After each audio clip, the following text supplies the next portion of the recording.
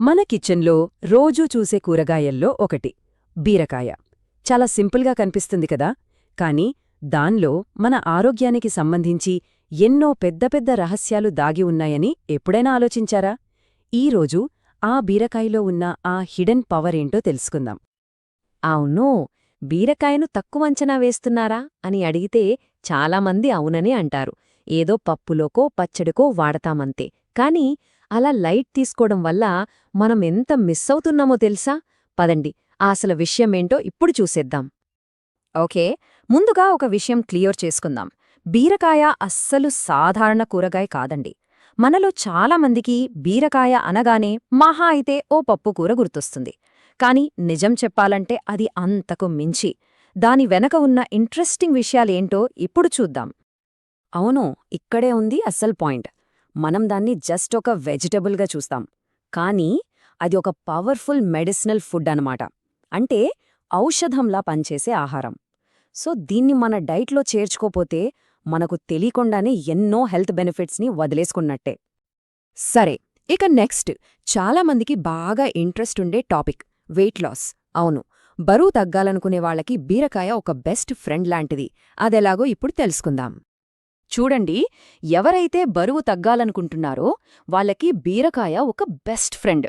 ఈ మాట 100% నిజం. వెయిట్ లాస్ జర్నీలో ఇది చాలా హెల్ప్ చేస్తుంది. అయితే ఎలా? అదెలా సాధ్యం?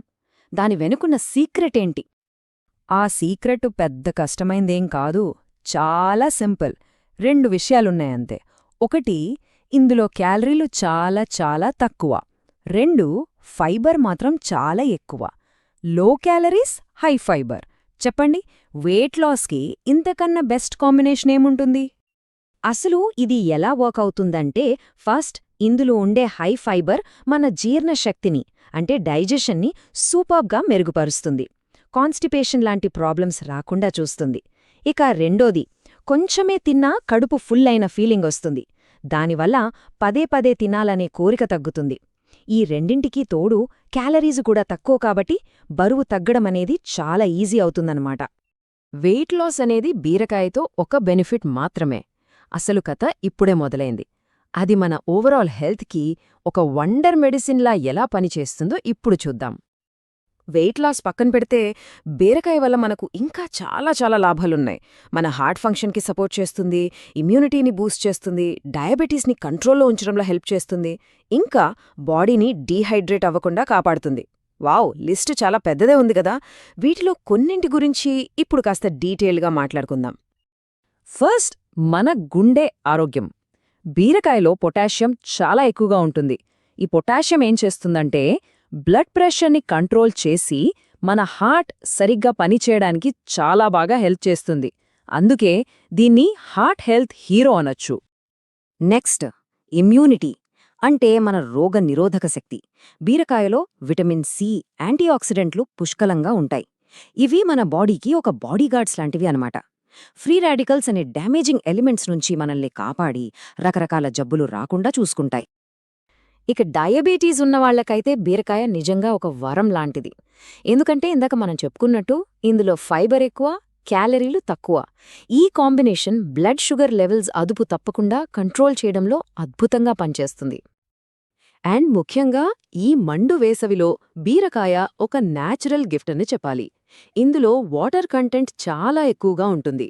దీనివల్ల మన బాడీ డీహైడ్రేట్ అవ్వకుండా, వడదెబ్బ తగలకుండా ఉంటుంది. రోజంతా మనల్ని కూల్గా, ఎనర్జెటిక్గా ఉంచుతుంది. చూశారుగా, బీరకాయ వల్ల ఎన్ని అద్భుతమైన లాభాలున్నాయో. కానీ ఒక ముఖ్యమైన హెచ్చరిక కూడా ఉంది. ఏ ఆహారం తీసుకునే ముందైనా సరే కొన్ని విషయాలు తప్పకుండా తెలుసుకోవాలి. దాని గురించే ఇప్పుడు చూద్దాం. ఇది చాలా ఇంపార్టెంట్ పాయింట్. కొంతమందికి బీరకాయ పడదు, అంటే వాళ్లకి ఎలర్జీ ఉండే అవకాశముంది. ఒకవేళ అలాంటి సమస్యలేవైనా ఉంటే వాళ్లు దీన్ని తినకపోవడమే మంచిది. ఇది అందరికీ కాదు, కాని ఇలాంటిదొకటి ఉందని తెలుసుకోవడం చాలా అవసరం. ఓకే, ఇప్పటిదాకా మనం బీరకాయలో దాగున్న హెల్త్ సీక్రెట్స్, దాని అమేజింగ్ బెనిఫిట్స్, అలాగే ఒక చిన్న వార్నింగ్ గురించి కూడా మాట్లాడుకున్నాం. ఇప్పుడు ఈ సమాచారమంతా తెలిసాక ఇక నిర్ణయం మన చేతుల్లోనే ఉంది. ఏదో మామూలు కూరగాయ అనుకున్న బీరకాయలో ఇన్ని ఆరోగ్య రహస్యాలున్నాయని తెలిసాక ఇప్పుడు దాని చూసే పద్ధతి కొంచెం మారిందా? మరి ఇంత అద్భుతమైన ఈ వెజిటబుల్కి మన డైట్లో ఒక ప్లేస్ ఇస్తామా? ఫైనల్గా ఒకటే ప్రశ్న, ఇంత హెల్త్ ఉన్న ఈ సీక్రెట్ని మన ప్లేట్లోకి తెచ్చుకుంటున్నామా లేదా? ఆలోచించండి. మన ఆరోగ్యానికి మనమే ఒక మంచి గిఫ్ట్ ఇచ్చుకోవచ్చు.